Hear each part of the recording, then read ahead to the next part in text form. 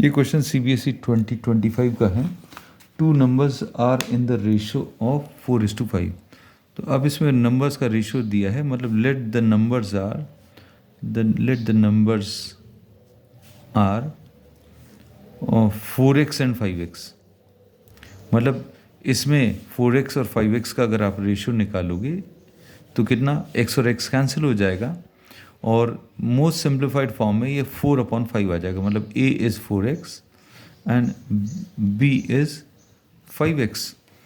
मतलब ये है कि ये दोनों में जो सबसे बड़ा फैक्टर जो है दैट इज़ x, और ये x जो है ये प्रॉब्लम में दिया है indirectly in the form of HCF and their HCF is 11।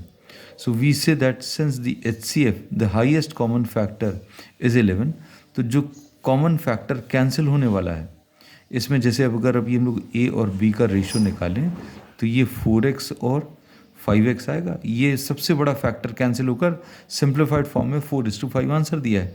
मतलब ये जो नंबर्स हैं वो 4×11/5×11 ऐसे कुछ होंगे, और ये सबसे बड़ा फैक्टर इसमें कैंसिल होकर ए और बी का रेशो 4:5 आएगा।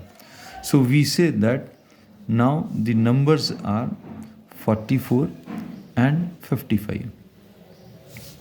अब ये नंबर्स पता चल गए हम लोगों को, इसमें क्या निकालना, LCM निकालना। तो हम लोग को फार्मूला मालूम है that A × B is equal to LCM × the HCF।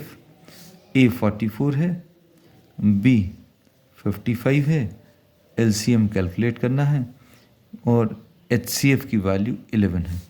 तो LCM will be equal to 44 × 55 divided by 11. 11 5s are, so on solving 5 4s are 20, 5 4s are 20 and 2. So the LCM is 220.